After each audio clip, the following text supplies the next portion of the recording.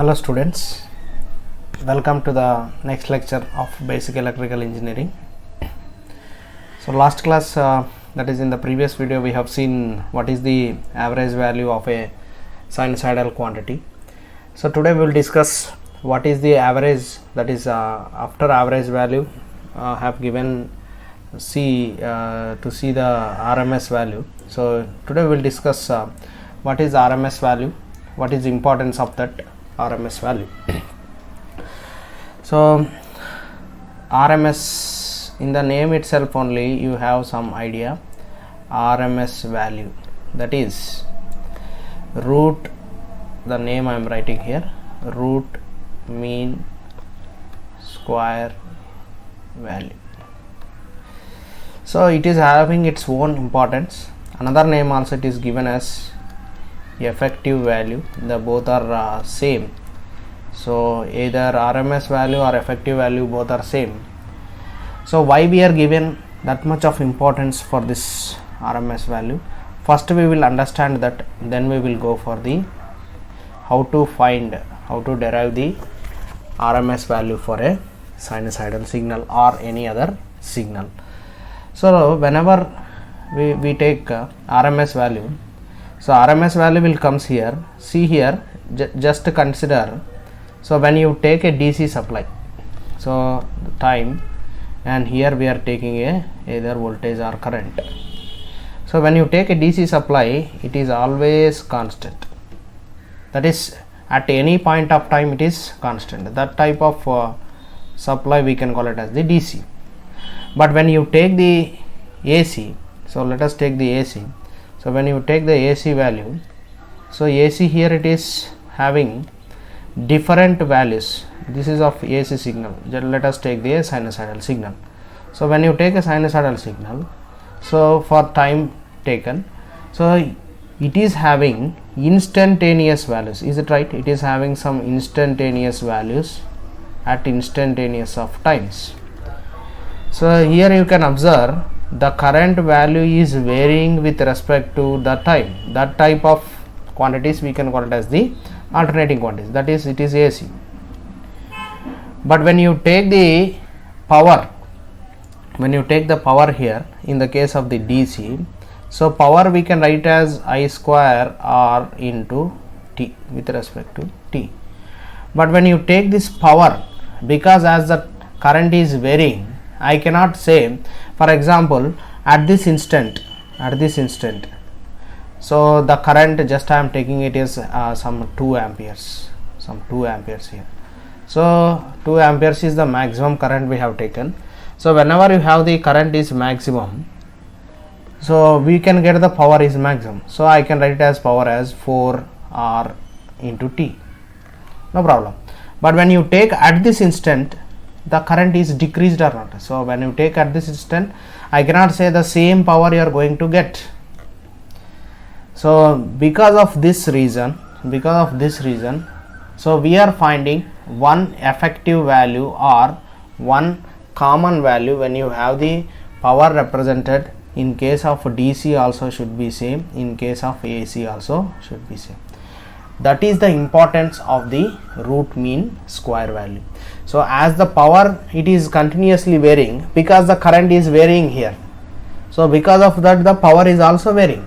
So I want to get whatever the power dissipated or whatever the amount of heat which is dissipated in the case of a DC supply, when you apply for the resistor, the same amount of heat I am expecting when you apply a AC also.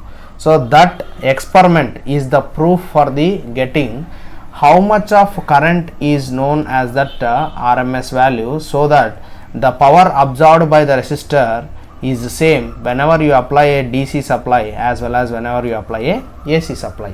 So that type of values are known as the RMS value or effective value. That is the importance of the RMS value or effective value. So that's why we are going to find this RMS value or effective value. You can find by using two methods. One method is mid-ordinate method. We will discuss two methods here. Mid-ordinate method, that is the first one, Second one is normal integration method, that is integration method. So this is of two methods we have. Mid-ordinate method, integration methods are used to find the RMS value or effective value. So whenever you take that RMS value, that's why if you see the nameplate details will gives always the RMS values. Nameplate details will gives the, so nameplate details means which are represented on either any motor or whatever it may be. Nameplate details are indicated by only RMS values. Okay, so I can take RMS value is a universal value. So that is the importance of the RMS value.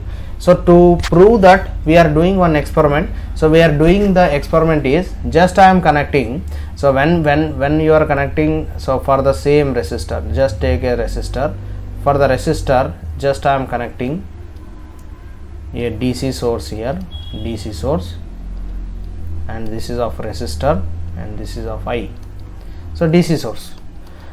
So whenever you connect here AC source also, you have to get the same amount of heat. That is the proof. For example, for a DC voltage of 10 volts, what is the power? Just take this resistance, just you take the current as 5 amperes.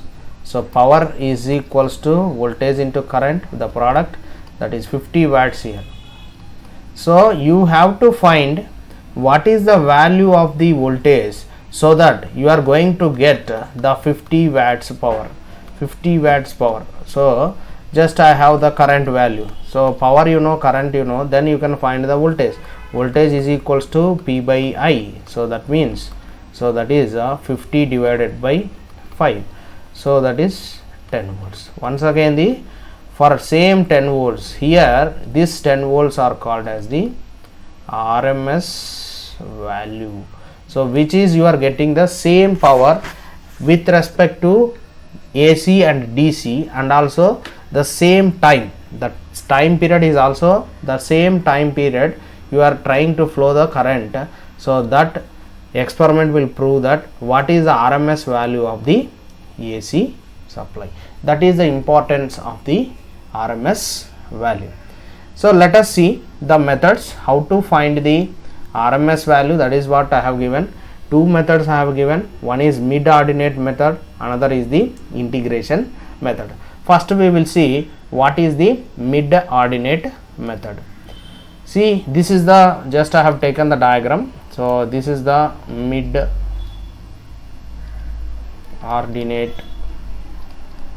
method.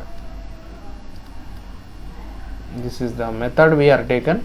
First we will discuss the mid-ordinate method, then we will go for the normal integration method. So here, so this is of a sinusoidal. Okay, this is a waveform of a sinusoidal. This is of the normal, any signal, any type of signal, any signal you can find RMS value for any signal. So what you have to do is, you have to do the, so first whenever I applied a DC, so first I will apply a DC voltage source connected to the resistor, then power dissipated, I will write the here power dissipated when you are connected the DC source, we are writing it as I square R into T. When it is happening, when you connected a DC source. So now we are doing the experiment. That is by connecting a AC source, what is the power? So that is for the same time period. That is what we have to take here. So that is what here you have to take. For the first step, what you have to do is, you have to divide entire this signal into n number of ordinates. So this is just I am highlighting here. So this is of one ordinate, it is divided. So this is a one ordinate, and the middle of that. So middle of that we are taking the, that is why the method it is called, it is mid-ordinate method. Here also same, we are divided the same, but we are taken the middle of that values. This is a sinusoidal signal, you can take any for any signal also you can calculate the RMS value. So here that means first step what you have to do, you have to divide the entire signal into n number of ordinates of equal intervals. Total time period here it is, the total it is t, and you have to divide into t by n. So each subordinate is t by n, that is what we have divided. So here if you observe, so total work done by the current in different intervals. So let us see. So for first interval if you take, so for first interval, just I will arrange here. So for first interval if you observe here, so what is the work done by the current? So you can take what is the work done by the current for the first interval. I can take the, that is work done means that is the power. So that is I square, that is I1 square into R into T by N,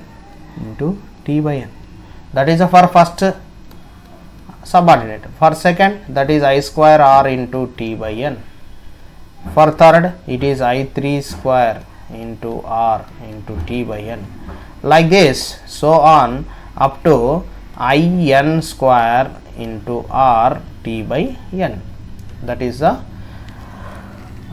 work done in different intervals of time. So now what we can write? So now if you see here, so the total work done what we can write, that is the total power dissipated, that is what we can write it as. So I1 square plus I2 square plus I3 square plus so on plus IN square divided by N I am writing into RT. Is it right? So that is the total power dissipated or total work done by the current. So but what we are saying, this power, so this power must be equals to, this power must be equals to, so this is what whenever you are getting, whenever you are applied the AC, so this power must be equals to the DC. So that means, so you have to equate. So whenever you equate, you see here I square R into T, that is equals to I1 square plus I2 square plus I3 square plus so on plus IN square divided by N into RT, divided by N into RT. So here if you get RT will get cancelled. So what is the you are going to get? That is IRMS value. We can take it as I1, that is IRMS square is equals to I1 square, I2 square plus I3 square plus so on plus IN square divided by N. So what is IRMS? We can write IRMS, we can write it as under root of I1 square plus I2 square plus I3 square plus so on plus IN square, we can write divided by N. So that is the IRMS value. How to find? That is what we can say, this value, that is under root of mean value of, we can write it as mean value of I square, mean value of I square. That is the mid ordinate method. So by taking the ordinates, we are calculated the RMS value. So this is also, this formula is also very important. So you have to take this formula, is a very important here. So this is a very important formula. What is IRMS value? Very important formula, this one. So you have to take the mid from, I have taken the mid ordinate method, from that mid ordinate method. Okay, just box, right? So this is the mid ordinate method. So another method also I told here. Another method is, what is another method? So we can take the integration. We can take the integration method. What is this integration method is? You see, so whenever you take a sinusoidal signal, just take a sinusoidal signal here, a current signal only, just I am taking here like this. So if you are squared value, so you have to, whenever you squared this value, what you will get, the square value is like this, you will get some maximum value, and this negative also will become a positive value. This negative also will become a positive value because you are squaring value. So for this is the waveform of I square, this is the waveform of I square. So for that we are going to take, so what we can write, so normally I we can write it as Im sin theta, that is theta is equals to omega t, or already know. So whenever you take I square, what is I square? Im square sin square theta, Im square sin square theta. So for finding the average value, for finding the RMS value, we have to take this method. So for this, what we can take, so it is having a time period of 0 to pi here and pi to 2 pi here. So that is what we can take. So whenever you have like this, so if you take this RMS value for one cycle, it's enough, because you are getting the same waveform in the next cycle also. So that's why I am calculating for complete cycle, total complete cycle. If you take the value complete cycle, we can calculate. So that is what we are doing here. So we will do that. So by taking, so just I am writing I RMS is equals to, that is under root of 1 by 2 pi for complete cycle, integral 0 to 2 pi I square d theta, I square d theta. So under root of 1 by 2 pi integral 0 to 2 pi. So I square is, I can write it as Im square sin square theta, Im square sin square theta d theta we can write. So that is, we can write as, just I am taking separate, that is Im square by 2 pi integral 0 to 2 pi sin square theta d theta, sin square theta d theta. So this sin square theta can be written as, so what is the formula, just I am writing here, sin square theta can be written as 1 minus cos 2 theta by 2. This is from the basic mathematics, just I have taken. So just you substitute here under root of Im square divided by 2 pi integration of 0 to 2 pi, instead of sin square theta 1 minus cos 2 theta by 2, 1 minus cos 2 theta by 2, here it is d theta. So Im square, just I am doing clearly, because in some textbooks they are not given, other textbooks it is given anyway. So just I am doing clearly here, just you take the integration.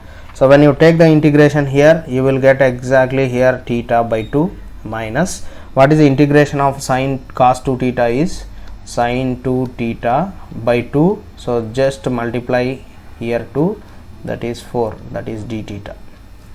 So here under root of Im square divided by 2 pi, so and the limits are there here, I forgot limits, 0 to 2 pi here. So whenever you are substituting the limits, here you can get 2 pi by 2 minus sin 4 pi, you are going to get minus, so whenever you substitute lower limit, you will get the 0, sin 4 pi also will become 0 only, minus 0, minus of minus plus 0, finally you are going to get entirely this whenever you substitute the limits. So this 2 pi and this 2 pi will get cancelled, here you are going to get Im by root 2.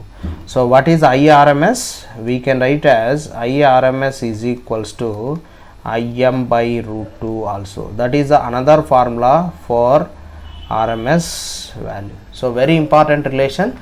So you may get the doubt, sir, this is applicable for VRMS also. Yes, it is applicable. So VRMS we can write it as Vm by root 2. Okay, that is from the integration method. VRMS also you can write from the subordinate, that is mid ordinate method, that is V1 square, V2 square, V3 square plus so on plus Vn square. This is also valid formula only, divided by n. So this is a valid for voltage equation also. This is a very important derivation.